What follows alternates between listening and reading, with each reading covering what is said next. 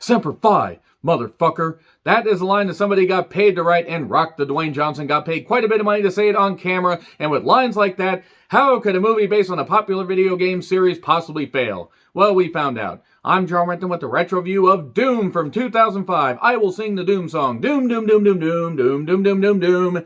And yeah, did a horrible Invader Zim rendition right there, but yes, based on the popular series of games by id Software, who were Spain in their grave and they weren't even dead by this point. My fucking goodness, you would have thought with the direction and the dialogue and about everything in this movie, including the piss poor lighting and the bad creature effects and just about every goddamn thing going wrong, you would have thought Uwe Boll had taken over this after doing the horrible rendition of House of the Dead, which I will retro view at some point. But no, Andrei Barkowiak, I'm pretty certain I totally mispronounced that. I do apologize. Directed such great movies as Exit Wounds, Romeo Must Die, Cradle to the Grave, and Street Fighter: The Legend of Chun-Li. It's pretty bad that I think this might actually be the best of those movies.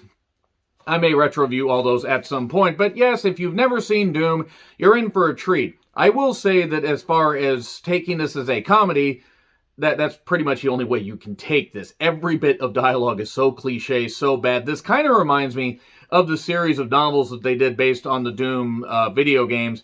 And I used to own all of them. Like, the first two were pretty good. And then the third one started to go off the rails. The fourth one, it was like, shit, we have a 4-book deal. Let's just throw a whole bunch of bullshit and have it open-ended for another one. Maybe the story does end. Maybe it doesn't end. They hinted at a possible sequel, which they did with Doom Annihilation. Wait, Annihilation. I did that wrong. I actually remember reviewing Doom Annihilation, and besides one particular actress in there, that movie wasn't very good, and the fact that it was just shoved out on the streaming services proves maybe that movie didn't have a whole lot of backing behind it. This movie seemingly did have backing behind it, and was based on the styles of Doom 3, which was a divisive video game. It was atmospheric, but it was also dark. So goddamn dark, I'm like, can't quite see, oh, the creatures are attacking. Oh, okay, the creatures are attacking. I mean, there's nothing wrong with trying to make it survival-like, but it was a drastic change from the original first-person shooters that were quite fun. I remember having both of them, you know, Doom 1 and Doom 2 on my computer way back in the day. Boy, that was prehistoric time. Even back when they had dial-up internet. Yes, that's how goddamn old I am. So in this, you have John Grimm, the Reaper. Yes, the Grim Reaper. Do you get it? Do you get it? We're going to pound it in your skull by saying Reaper multiple times. Played by Karl Urban, who I understand was trying to do housing projects for people that didn't have a lot of money. I believe he called it urban development. I am now waiting for everybody to shut off the goddamn review because of that horrible pun. Also, you have Sarge, played by The Rock, and an assortment of other characters, as well as the sister of John Grimm, Samantha Grimm. It would be weird if she didn't have the same last name, played by Rosamund Pike, who is a terrific actress, and also is doing Catherine Zeta-Jones, the haunting levels of really bad U.S. accent. My goodness. My fucking good. And Rosamund Pike is fucking terrific. She's fucking gorgeous. She can act well. She's been great in a lot of stuff, and nobody could really save this goddamn movie. Now, it's cliche-ridden. It's ridiculous. At times it's breezy, and then other times it's just ridiculous. It's not dull, I will give it that much, but it also just kind of treads water until it comes to life, like a little bit later on, and if you've seen the movie, you know exactly what part I'm talking about. But yes, in the year 2026, suddenly scientists have found an ancient door called the Ark that's like, it goes to this ancient Mars city. Well, holy shit, they've decided to figure out what's going on here. There are these weird creatures and all this stuff. And then who built this shit? What's going on? Why is this happening? Why is this stuff over there? Who left the goddamn mop bucket in the gates of hell? God damn it, Jerry, what the hell are you doing? Gold, Jerry, it's gold. But anyway, in the year 2026, they find this. And then 20 years later, we find out that, scientists are doing that, still doing their experiments and all this. And an elite military team called, and I'm not even fucking kidding here, they're called the Rapid Response Tactical Squad, the RTS. I mean, at that point, really, what the fuck else are you going to do? By the way, this was written by Dave Callahan and Wesley Strick, who, I mean, they couldn't have done much worse than this. And I mean, to be fair, they may have actually had their loved ones held at gunpoint. That's a horrible accusation to make a movie like this. Who knows? Maybe they just decided this should be something good, and then the director fucked it up. Or Universal Studios said, hey, we're going to make this movie as bad as possible just to do a cash grab. They wouldn't be the first studio to do it. They won't be the last. But yeah, since it was in the year 2026 until we flash forward to 2046, we got to get cracking on this goddamn shit, guys. It's 2022, and we haven't even discovered anything on Mars. All we did was send a film crew there to film Matt Damon at one point, living there. Not loving an elevator, loving it up as I'm going down. But now we go to the UAC, which is a game reference, in case you didn't get the fact that this is based on a series of video games. And we see these scientists being hunted by, synth music and attacked by slow-mo and also creature arms. The creature effects, by the way, are absolute shit. I mean, you can't even really tell what the creatures look like. Some of them the computer-generated ones don't look as awful. I mean, mainly because they're like really quick. But when they try to do the practical effects, which practical effects I think need to make a comeback, and I think more stuff needs to happen with that. But these there was either no time, to do these things properly, or they said, hey, these look like shit, let's just shoot it in the dark, not like Dancer in the Dark with Bjork. I'm sorry, that was Bjork. But they maybe just decide, hey, these creature effects look like shit, let's just shoot them and edit it really goddamn badly, and that'll be great. The editing is certainly on the level of the other movies that this director did. So Sarge and Co., including Grim Reaper, again, do you get it? Do you get it? There are a whole bunch of cliches, and they are tasked with going up and figuring out what the fuck is going on, why these scientists are missing, and gee, I wonder who the villains get. Sarge. It's Sarge. Sarge is obviously an angry son of a bitch. But it doesn't matter what I think of him. He does say to one person they call Kid because it's his first mission, you hesitate, people die. That is one of many cliches that Sarge will say throughout this whole goddamn thing. At least it looks like the cast is kind of having fun. At least the main cast. The rest of them are kind of just sleepwalking through the whole thing. And they've got kill cams on their guns. Why? Because we need something to basically push along the goddamn plot, meager as it is. Samantha and Grim are brother and sister, as aforementioned earlier. And the cliche dialogue, special effects, all this stuff, god damn it. It's like, so many of the explanations are just so fucking ridiculous. There was this doctor earlier in the in the little flashback thing before Sarge and Co. go up there. Dr. Carmack, that basically locks himself in an area and, then creatures get through. And obviously, all this stuff is happening because these creatures are fucking pissed. But why are there creatures? Did they get through the gates of hell? What are they? Well, before we get to that, we do see a screenshot of the BFG, the big fucking gun. The big old laser gun thing that you use. If you've never played the Doom games, you might be totally fucking lost watching this. But yeah, the big old green thing that you could use to take out the Caca-Demons, or the Caco-Demons, or the Cacao-Demons, and the Cyber Demons, and all that shit. You can take out a whole bunch of stuff. Just don't use it to take out the zombies. Because what's in your head? A laser zombie. The lead singer of the Cranberries, she's passed away many years ago. Hopefully she didn't actually become one of those in the song. That was terrible. Let's get back to the undead here. So they find bodies while doing these searches. And they find the doctor. Dr. Carmack is clearly possessed, has ripped off his ear. He's going nuts. And he's got an arm with him. An arm from the person who tried to get through the gate and did this and everything. And near my arm. Arr! And Rock's actual line in this, I'm going to go between calling him Rock and Sarge.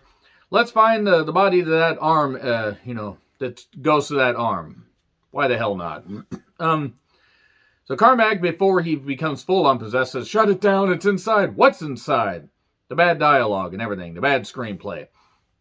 So shit goes south quickly. People get picked off in very cliched ways.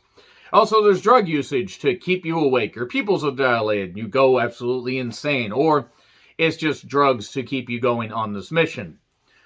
And there's something in his blood, Dr. Grimm says. Well, I mean, Samantha, or Sam, because she made the pants too long, obviously. I'm going to keep shoehorning that reference in. Anytime somebody is named Sam, I will find a way to do that. And if anybody actually will comment and with that reference, I fucking love you guys. So Sarge, basically says, whatever it is, it cannot get off the ark. what they end up discovering is there's something called chromosome 24 among all this research that, Dr. Grimm is having to recover.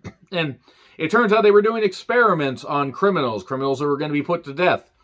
This chromosome 24 is 10% of the human, DNA is still unmapped. People say it's the blueprints of the soul. Basically, what ends up happening is it turns out that if you're a bad person, if you have psychotic tendencies, if you're a bad person with a bad soul, this thing turns you into a monster. If you're good, it makes you superhuman. What? That makes no sense. That makes no goddamn sense at all. They're trying to add more drama and seriousness to to something based on the series of video games where you just shoot demons and you do stuff. Yes, you need to do more than just have demons get shot to get your movie going. I mean, otherwise you're just House of the Dead trying to shoot the undead and watch the undead spring off of shit because it's terrible filmmaking and Uwe Boll's goddamn shit. This isn't about Uwe Boll. I actually reviewed Blood Rain, which, oh boy, Kristanna Loken, that was about it.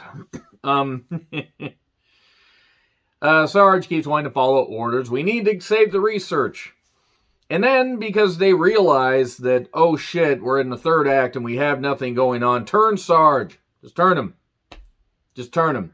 They have to save this stuff by going through these sprite bubbles that, take them to these space sprite bubbles. They're sprite bubbles in space that transport them to various locations that look exactly the same as the fucking locations they were in, by the way, which I just can't get over, because I don't think they could afford that many sets. And Sarge ends up going on a shooting spree along with the few guys that are remaining. I did like at one point earlier in the movie where one of the characters that was trying to survive swings a monitor, a giant computer monitor that is just there for no reason except to be a plot piece and a prop, and he smashes it into the alien thing, the imp or whatever the fuck it was. It didn't summon fire, so it might have not been an imp. I don't know. Well, the people are only mostly dead.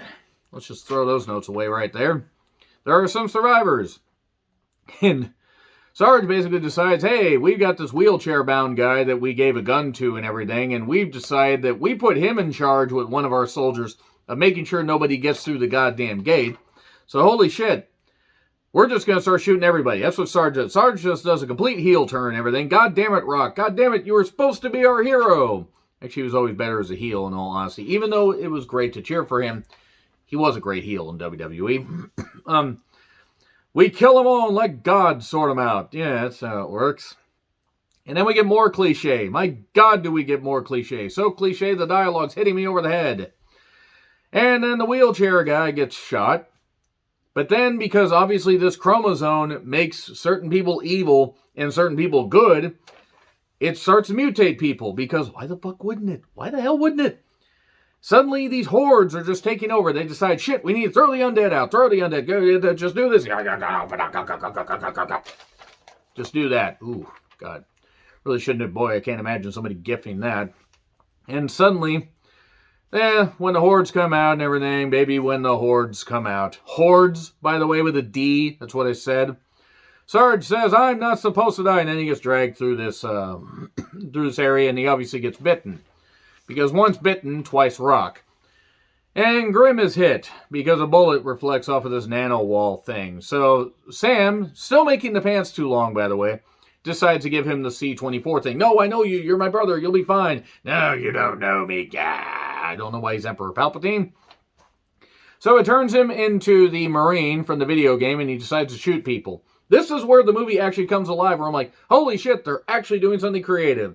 He's shooting people, he's doing this, using a chainsaw on the wheelchair-bound guy that became a demon, and doing it, and it's over. Well, that was fun. That was fun. That was actually the only fun part of the goddamn movie. And then, Semper Fi, motherfucker, The Rock says, because The Rock just says, fuck it, I'm just going to make fun of this. And Rock just moving, jumping, doing hurricanranas, all that stuff, just like he did in the... he did a lot of athletic shit. And then they fight, they do stuff, they slam each other into walls multiple times, and then suddenly the space sprite bubble comes up, and Grimm throws him through there because Grimm is good and everything, good and wholesome, and that's why he's got, the chromosome inside of him. and then throws a grenade through. Like the kid said, go to hell, because he shot the kid after the kid wouldn't go back and shoot the survivors. And then Karl Urban's carrying up Rosamund Pike. They're going up the elevator, almost home, and then we go to Nine Inch Nails playing us out. And don't you fucking know what you are.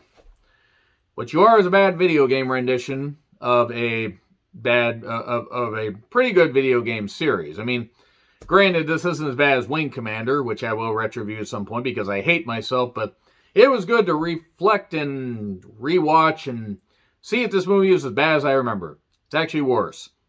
It's fun, but it's also terrible. Anyway, agree, disagree with what I said, like, share, subscribe, Twitter handle in the description. I'm John Retlin. I'll see you soon.